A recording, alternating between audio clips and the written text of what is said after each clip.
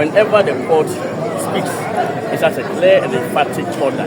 Even if it's a very narrow majority, that's the decision of the court, and that decision must be respected. And I'm saying that it results in a degeneration of our society and a destruction of our democratic order for anybody at all to refuse to comply with orders of the Supreme Court. And I think that's non-negotiable and something that we must all respect. I've heard some statements by certain political actors to defend that the case ought to be done and that there ought to be negotiation and all that.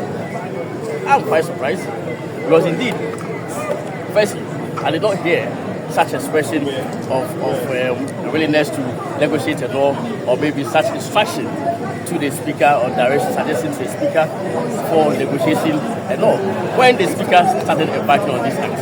And I think that, for me, it's very important that the Supreme Court ruled upon this matter, because it's something that had been occurring in this country. The tendency for it to occur really was there. The tendency for it to occur again was there.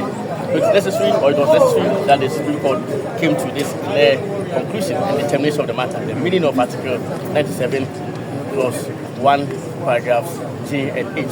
And I think we must all respect it. I think the Speaker of Parliament himself, to start with, indicated in his address to the press last week that the case raised very serious legal issues. Those were his words. Serious legal issues and matters bordering on governance in the country.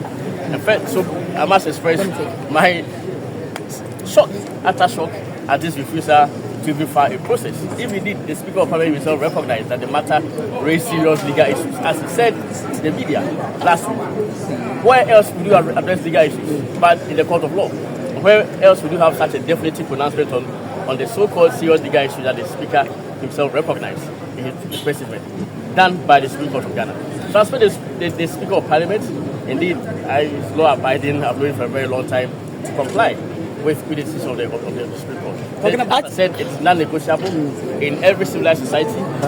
When an order of the court is given, no matter how highly placed or lowly placed the court is, even if it's a magistrate's court, you have to obey until it is set aside. The American Constitution itself is very thin, as you all know.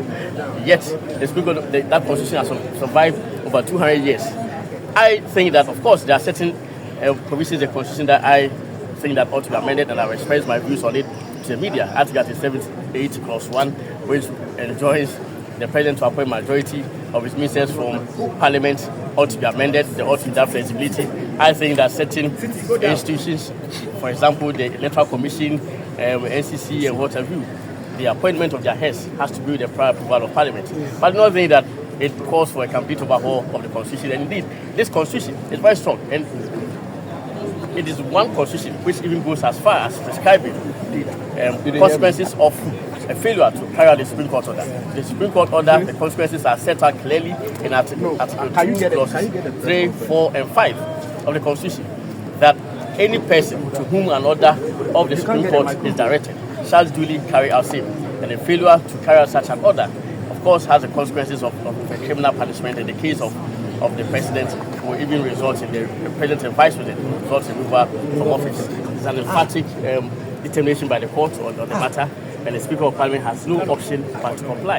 I mean, I think that we must stop giving with one hand and taking with the other.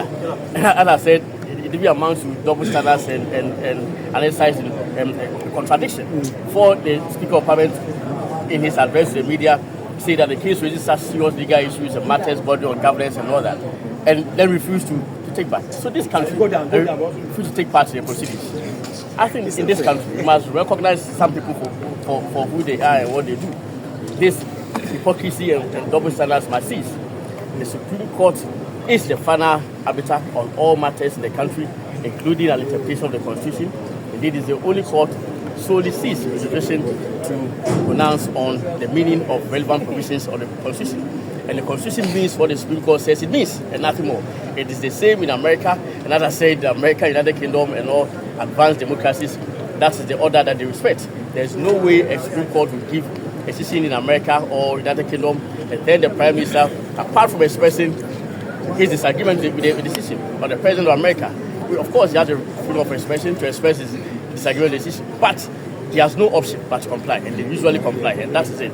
So first of all, some principles of law have been established world over decades. There's no principle of law argued in this matter which has not been established in this country. And indeed, if that's the case, then any case mounted which has in place those principles will be determined the same way. So I think that if there's indeed the rule of law, an element of it is predictability.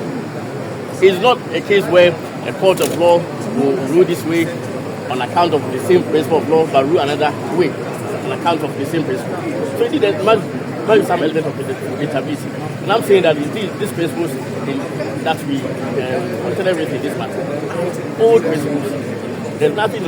And for those who are saying the court acting a certain way and all that, the same people were those who were rejoicing when the court of appeal gave a decision acquitting their leader. Their leader was acquitted by the court of appeal. They were happy with it. And to date, he's able to make all those arguments in parliament because he has been acquitted.